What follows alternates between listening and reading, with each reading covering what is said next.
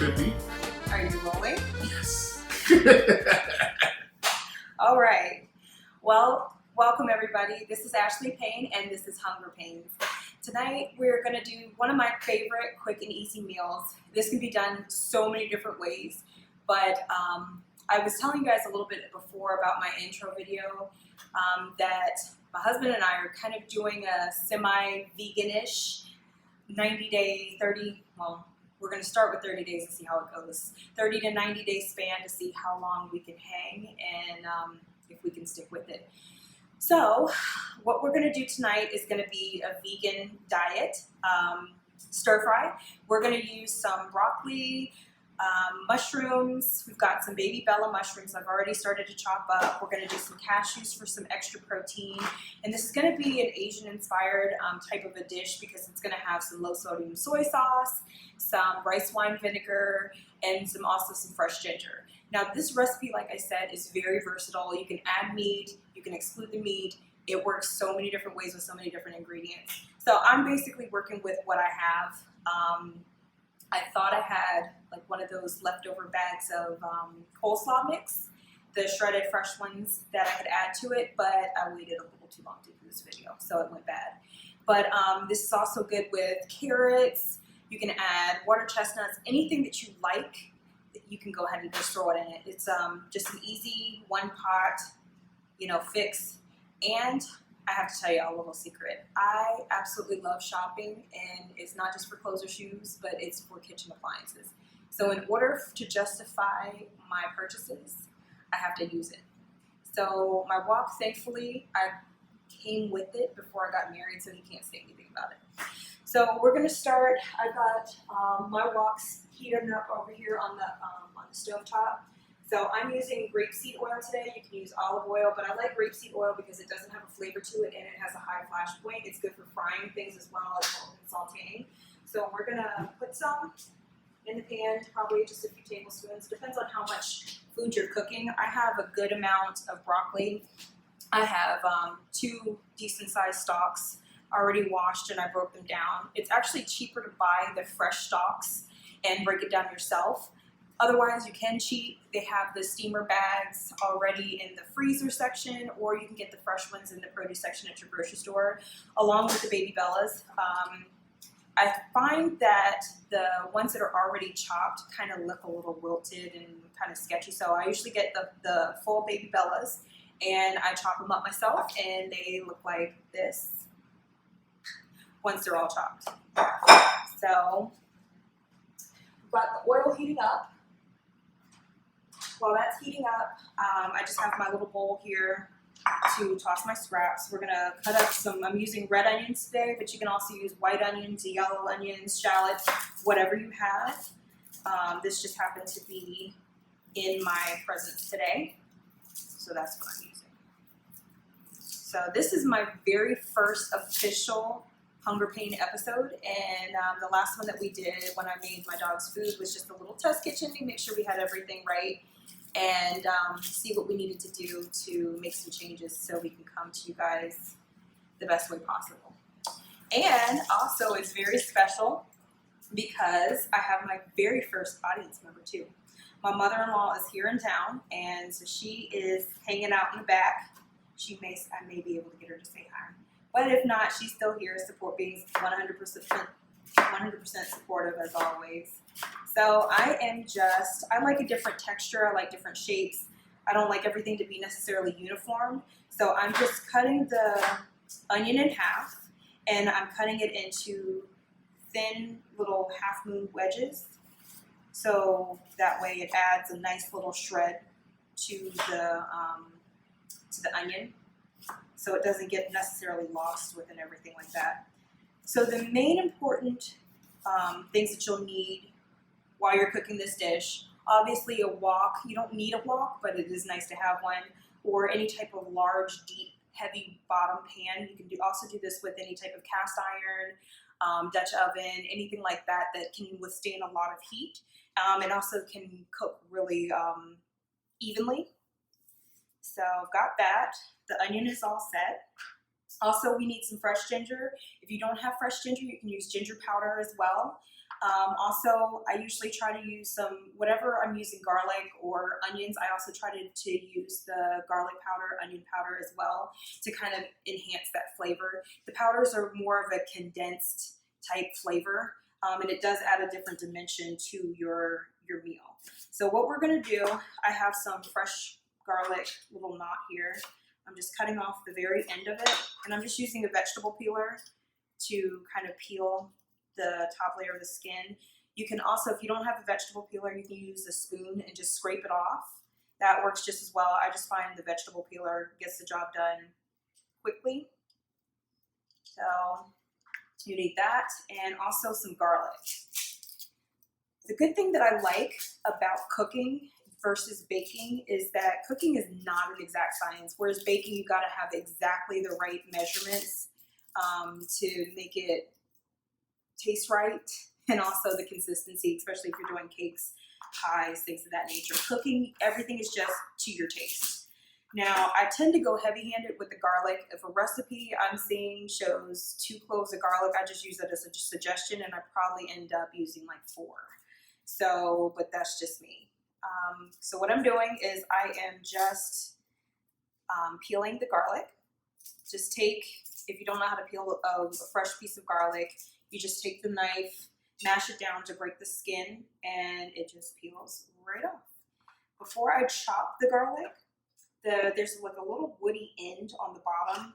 Some people leave that on, I take it off, so you don't end up with this woody stem-like item in your meal. So now, oil is nice and hot. I'm gonna turn this down just a tiny bit. We're gonna start off by putting, if you do the bags, you can do probably about a bag to a bag and a half, depending on how much you want to make. This is a good recipe to use to stretch over time. You can reheat it very well.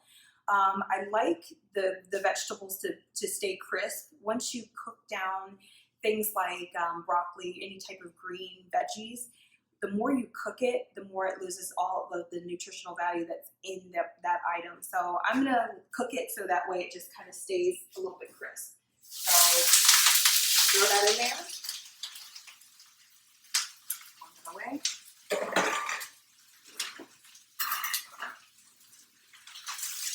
Just coat it with the oil.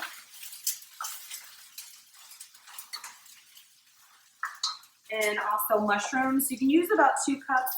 Like I said, I'm using this to stretch, so I just use 1 pack of the whole baby bellas, just the small one. So I'm gonna go ahead and add these in here too to get these cooking.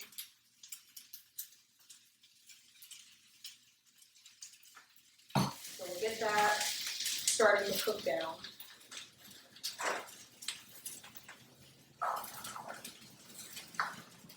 Once you get them all mixed in there, you can kind of just let it sit.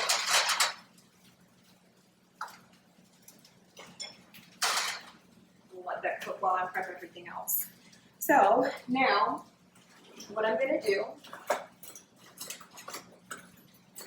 is grate my ginger. Thought I had everything out, but I didn't. So this is all done to taste. You can add about a tablespoon or so of the fresh ginger. I find like about 1 inch to 1.5 inches knot is enough because ginger can get really strong.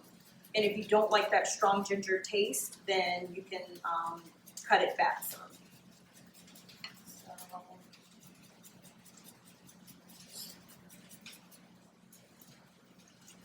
this is usually the part of the job that I try to ditch out when I'm cooking with my mom. So you can see, grating the fresh ginger, you kind of get that really stringiness. So the good thing is once you've gotten all the good stuff that you want, the stringy stuff is left on the top. And it's also good if you want to use some fresh ginger and some powdered ginger to kind of make sure that you get the right ginger flavor that you're looking for. You can always go back and add more. I like to add a little bit less and kind of go back and add more to taste as I try it. And that's usually why I get full before dinner, because I'm always sampling. So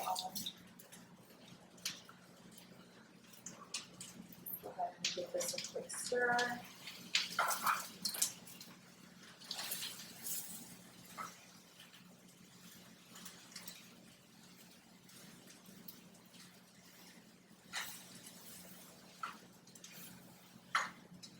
It actually cooks a lot faster when you don't try to pile it in as much as I did. It's almost 9 p.m. and I have to be at work at 6, so I am a little late making dinner, but hey, that's why it's real life.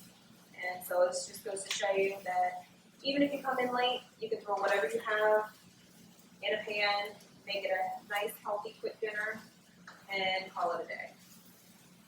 So we're gonna sit here and let this cook down. Because you're using fresh vegetables and not frozen, the frozen usually comes a little bit slightly blanched. So, and also when it melts down, because it's already frozen, the extra liquids help to kind of cook it and steam it a little bit better than fresh, so it will take a little bit longer to cook. So I say when you're using fresh and large amount, I say probably sauteing it maybe about 10 minutes or less, depending on how much you have and what type of pot you're cooking it in.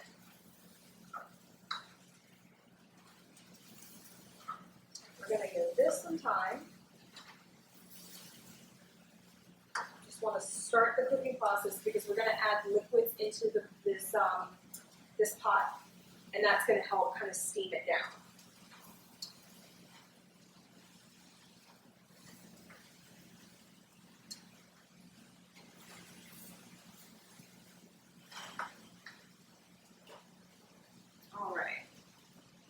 So now, I'm going to go ahead and add the onion. I'm going to break that up.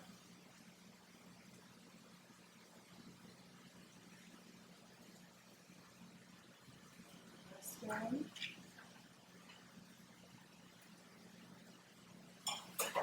Give that a quick stir. And you want to kind of do this in layers, so you're layering all the flavor together and letting everything have enough time to cook where it's not overcooking.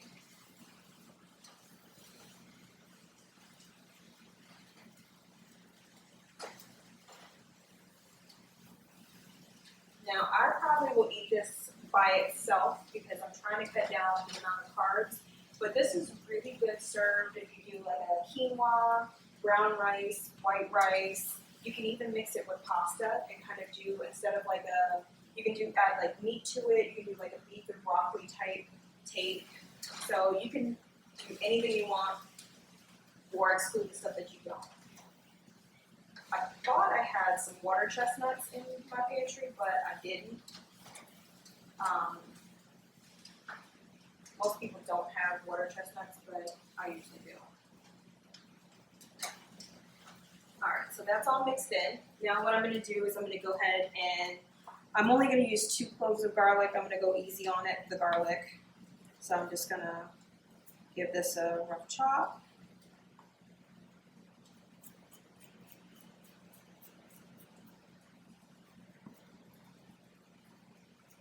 The second clove.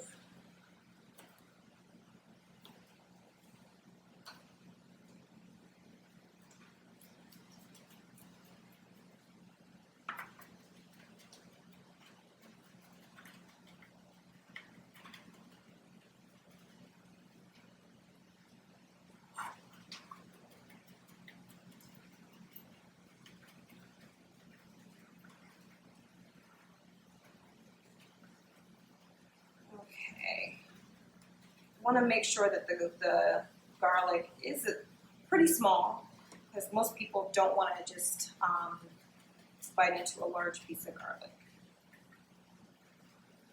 Okay, so we're going to take that over.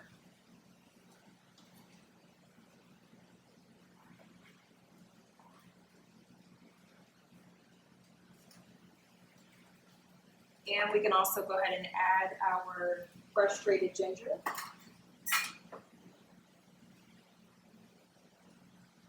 Probably will end up grating some more, but we'll see. That's my hands. Now I wash wash my hands a lot, and instead of using a ton of paper towels, I just grab a dish towel for my hands. And that way I'm not wasting a bunch of paper towels. So now we've got the garlic, the onions, the broccoli, the mushrooms, and the fresh ginger. And we're just kind of cooking this down a little bit. We're just going to mix it in. And now for our liquids. We want to add, we've got some vegetable broth, kind of helps to add the moisture. We're going to start with about 1/4 cup of that. And then we can always just add more. I'm in love with this measuring cup, by the way. It looks like a little science beaker. Got that in there. Some low sodium soy sauce, and this is just kind of eyeballing it. I get the low sodium because so that way you can kind of control your salt intake. I try not to cook with a lot of salt because it's easier to add to it than to take it out. So for the rice wine vinegar, you don't need much, but the vinegar does help to break down the broccoli since it is kind of tough. You only need about 2 tablespoons or so, but like I said, it can all be done to taste. So we're gonna just put in 2 tablespoons, should be enough. And we will go ahead and give this a nice stir, kind of coat everything. I'm going to turn this heat back up.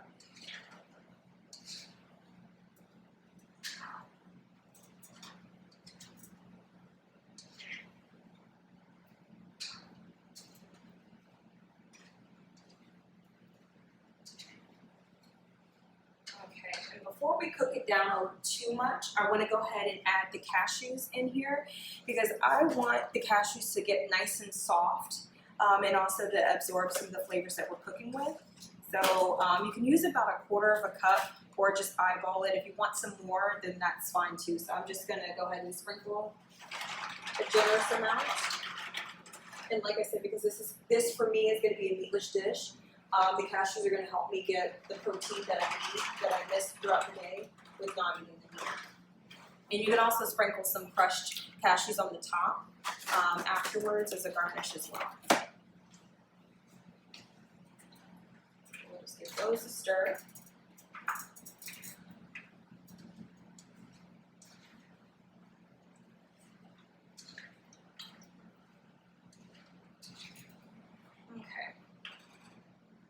So now that we have all of that mixed in, we're going to take a short break and we're just going to let this continue to cook down and then we'll finish up the recipe. This should only take you about 30 minutes or less, like I said, depending on how much that you have. I used fresh broccoli, so my chunks were a little bit bigger, so it's going to take a little bit longer to cook. So I'd give it like another 10 minutes or so, and we will be right back to finish up the recipe. See you guys in a few. And we're back. So we've given the stir fry some time to cook down. The broccoli is still crispy yet tender, and the cashews have softened just a little bit. So we're going to add the last of our ingredients. I've tested the broth a little bit, and it's pretty good. So it doesn't need anything else. I wouldn't add any salt, maybe a little bit pepper, but instead of using black pepper for right now, we're just going to use a little bit of red pepper flakes just to start, just to kind of give it a little bit of heat, but not too much. Unless you like spicy, then you can spice it up. You can also use any type of chilies or anything like that. I like a lot of Thai chilies. I usually buy them fresh at the farmer's market, and whatever I don't use after I've washed them really well, dried them, I will go ahead and put them in a Ziploc baggie and put them in the freezer for whenever I want them next. I also have done it where I've left them in a small bowl on the countertop and they actually dry, and so you get your own dried chilies as well that you can rehydrate later. So I put the red pepper flakes in, and we're going to add some sesame seeds. You can use black sesame seeds, white sesame seeds. This is just what I had in my pantry. Usually with sesame seeds, you want to kind of put them in the freezer after you've broken the seal to kind of keep them fresh. So we're just going to add a generous amount, a little bit, a lot, like I said, however much you want. I like a good amount of sesame seed. You can also use a little bit of sesame oil to kind of give it that toasted sesame seed taste. Or you could just take the ones that you're going to use and kind of toast them in a dry frying pan beforehand. Like I said, it's late. I'm trying to do this quick, so we're not doing all that today. go. That's all in there. And that's pretty much about it. All we gotta do now is taste test it and make sure that it's right. And here's where you can make any last minute tweaks. This is also my favorite part. And I'm an expert taste tester. So just get a little bit of everything in here. And a fork. Oh, I'm gonna get a parachute. Grab a fork out. Alright, here we go.